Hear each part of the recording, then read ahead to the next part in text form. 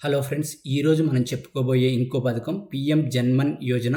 దీన్నే ప్రధాన్ మంత్రి జన్జాతి ఆదివాసీ న్యాయ్ మహాయోజన లేదా Pradhan Mantri tribal justice మహా అభియాన్ అంటారు. 2024 జనవరి 15న పీఎం మోదీ ప్రారంభించిన ఈ పథకం కేవలం ట్రైబల్స్ కోసం మాత్రమే. ఈ పథకం కోసం కేంద్ర ప్రభుత్వం 24,000 కోట్ల బడ్జెట్ని కేటాయించింది. పీఎం జన్మన్ పథకం ముఖ్య ఉద్దేశం గిరిజనులు ఉన్న ప్రాంతాల్లో రోడ్లు, హెల్త్, ఎడ్యుకేషన్, ఎలక్ట్రిసిటీ, ఎంప్లాయ్మెంట్, అలాగే టెలికమ్యూనికేషన్ సౌకర్యాలను కల్పించడం, చిన్నపిల్లలకు, బాలింతలకు పౌష్టికారాన్ని అందించడం ఈ పథకం ముఖ్య ఉద్దేశం. అయితే ఈ సౌకర్యాలు కల్పించడం కోసం కేంద్ర బీజేపీ ప్రభుత్వం దశలవారీగా బడ్జెట్ను విడుదల చేస్తుంది. అంటే పీఎం కిసాన్ యోజన పథకం లాగా సంవత్సరానికి 6,000 రైతులకు ఎలా చెల్లిస్తున్నారో ఒక్కొక్కసారి 2,000గా 3 సార్లు చెల్లిస్తున్నారు.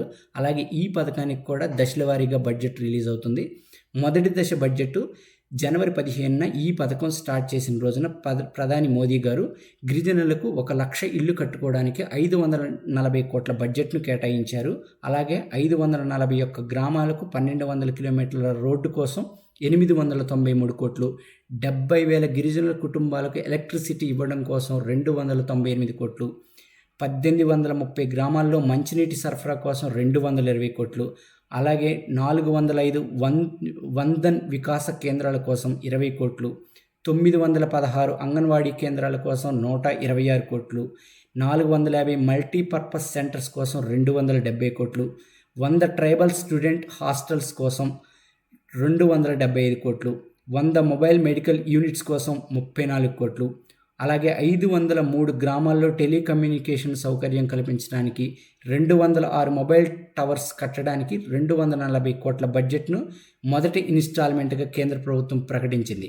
అయితే ఈ పీఎం జన్మన్ పథకానికి 2011 జనాభా లెక్కల ప్రకారం 18 రాష్ట్రాల్లో ఉన్న 75 రకాల తెగలకు సంబంధించిన ట్రైబల్స్ 10,50,00,000 మంది గిరిజనులు ఉన్నారు. దాదాపుగా వారందరూ దీనికి అర్హులు. ఈ పథకానికి అప్లై చేసుకోవడానికి స్పెషల్గా ఎటువంటి అప్లికేషన్ లేదు. ఎందుకంటే ఇది పూర్తిగా ఒక గిరిజన గ్రామానికి లేదా గిరిజన ప్రాంతానికి సంబంధించిన పథకం.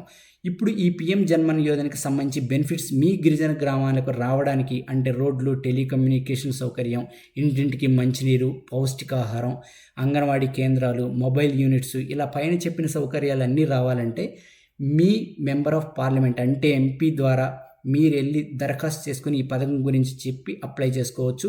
లేదా కేంద్ర ప్రభుత్వం గుర్తించిన గిరిజన గ్రామాలకు పైన సౌకర్యాలన్నీ కూడా పీఎం జన్మన్ పథకం ద్వారా గిరిజన గ్రామాలకు కల్పిస్తుంది. అయితే రేపు మరొక కేంద్ర ప్రభుత్వ పథకంతో మళ్ళీ కలుసుకుందాం. జై హింద్.